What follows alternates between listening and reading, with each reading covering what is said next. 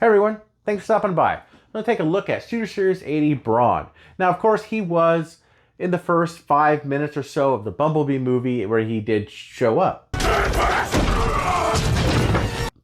And he looks like this. Is very representative of that look, but you know, he looks very much like a Warhammer Space Marine to me. Doesn't exactly say Brawn, but I dig him so much. He definitely has that Brawn helmet. And, you know, he's just a cool little figure. He's just really neat. So, anyway, if you haven't subscribed, please subscribe, hit the thumbs up, leave a comment, and without any further ado, let's get to the review. Here we are with the box for it. Now, it is a rather small Studio Series box. It says Studio Series Brawn 80, the number.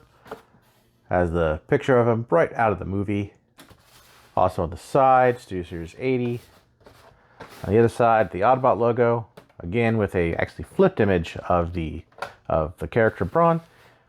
And there he is on back in both modes, and it shows the background. On the top, it just says Bumblebee, Transformers Bumblebee, and the bottom's nothing. Inside the package, you do get this backdrop, which is exactly the same as the one that came with Ratchet. And the figure, again, looks pretty good in it. Set of instructions also included. As for the other accessories, you do get this blade, or this actually goes on top of the gun, or on top of in front of the vehicle if you prefer. And he has another one of these guns that look like sideswipes. So I think they all look like sideswipes in the movie. This one is a little different than the one that came with Ratchet. So it's a different, first off, it's a different color. It's more of a brown color. So I get that in focus, and we could compare the two. There we go. So there's the one that came with Ratchet, and on the top and the bottom is the one with Brawn. So they are just a tad bit different. They have different connection points. Both have a 5mm peg, but you can see where the little peg holes are on the one that came with Brawn. And here is the figure himself.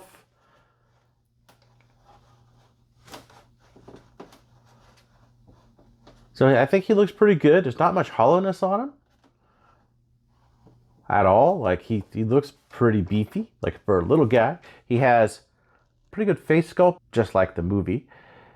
The orange and all the different bits showing out on the shoulders. I like the color breakdown, especially with the two different colors of greens. The wheel hubs painted. Lots of detail throughout this guy. Not a lot of hollowness. I mean, he's just got a nice, good ton of detail. And he looks pretty good. I actually really like how he's got all these armor pieces on. It does make him look a bit Warhammery, like I keep saying, but it does. Now, the gun can store back here. Now, here's where one of the problems starts. So you have this little port on the side right here that you could, oh, drop that, just stick like that, or maybe like this. Now, it stays, but just not super well, which is unfortunate. But you can peg that into his hand via a 5mm peg.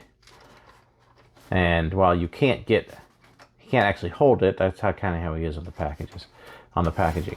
Now this actually has a little peg hole at the bottom, right there. If you could focus, which it does not want to focus. There we go.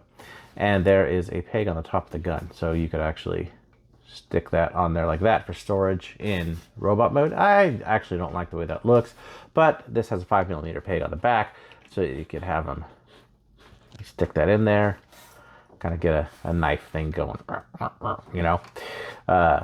So I think that's okay. I think that's an all right constellation. So let's take these off real quick and do some quick comparisons. There he is with Ratchet, Optimus Prime. So you can see he is a little guy. He scales with Optimus Prime there. He definitely is a small guy, as he should be. And Studio Series Soundwave. Okay, before we get into transformation, let's start out with articulation. So he does have a ball jointed shoulder that goes 360 and out about that far, not too far out. Now, bicep-wise, he has a little bit of one, which is right here. You see where that joint is right there. But it doesn't get him a lot of movement. Only about that, which is some. I mean, it's there. But he has double jointed at the elbow, which is nice. He does have a wrist swivel. And he has a full 360 at the waist. His head can only move about like this. I think it can probably do 360 if it wasn't for actually knocking into things. His legs go up about that far. Back like that. He has more than 90 at the knee. His toe could kind of go like that, but that's more to transformation. And he does have a pretty good ankle rocker. Oh, his legs could also only do the splits about yay far, which is enough, but you know, not that great because of the wheels in the back. But it's okay. I think it's more than we'd need, really. So overall, you could get him in some pretty decent poses. Now, transformation on this guy is actually fairly easy. You just kind of take the back, lift that all the way up. You can see the head there. Just kind of push that out of the way, and then take the wheels and put them out. Now, there's two different configurations for this. One, you could leave it like this, and the other one you could actually take and put that out like that with the peg hole there. And then this could peg in. You could do this at any point in the transformation. So then what you're going to want to do is you could take the arms and kind of move them up like this. And this here part right here is going to go in like that. So what we're going to do is we're going to do this. And actually, one thing we show you on the back here, there is this little, if I could get it there, a little hole, and there's some pegs in the plastic there. So move that in like that. Fists just stay like that. You can move his elbow in like that, kind of, and just kind of make sure that that lines up. Do that on both sides. So we have something that looks like this, and that on the outside. So now what we're going to want to do is turn the waist around, take the feet, move them down like so. Go ahead and disconnect the peg right here. Get in focus right here from the knee. Move that around, and the back of the heel actually has a groove, huge groove in it, so it goes all the way around. And then this piece of the toe covers this, like that. You can do the same thing on this side, around, and just cover it up. So we have basically this.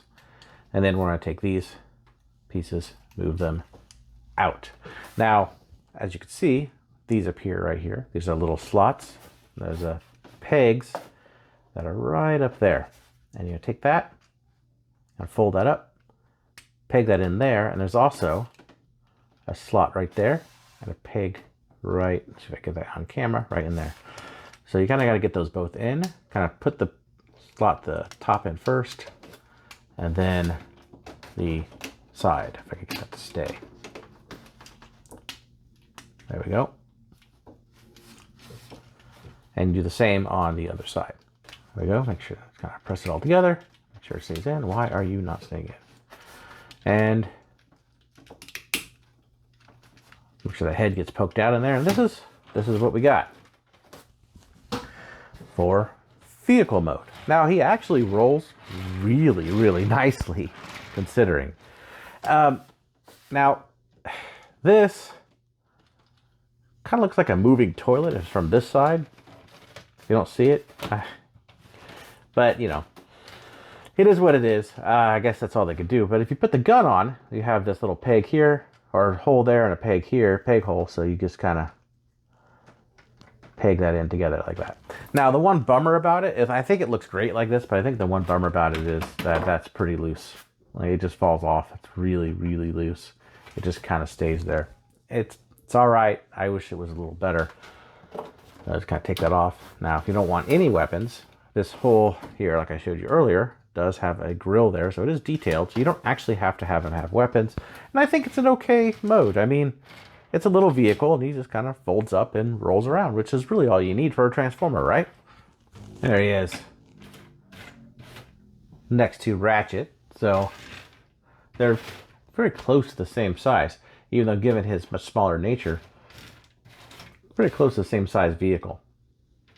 So overall, I can understand why they did this. I actually don't mind the mode too much. It actually really invokes the character, so I think that's pretty cool. Even though there's a lot of this sort of yellowy beige showing up rather than the green of the actual character, I don't mind it too much. I think it looks pretty decent in this mode, especially with the gun mounted on top. Looks much better. Yeah, so in conclusion, I dig this little guy. I know I like everything, right? But no, I really like him. I think he's great. He really invokes the character that was on screen. He looks really good. He almost, like I said, looks like that Warhammer Space Marine. Now, the negatives about him is I wish he had more articulation in the shoulder, maybe in the head, ball joint. I don't know. He's very small, but the robot mode is definitely where this thing shines. And he looks really good. And he would actually be really cool just to try to make up a character out of, just repaint him. And I think this one could lend to that pretty heavily. But either way, you get a recommend from me on him, and I'd just say pick him up. He's a little figure, but he's a cool little guy. He'd make a good desk bot. So please, again, subscribe if you haven't.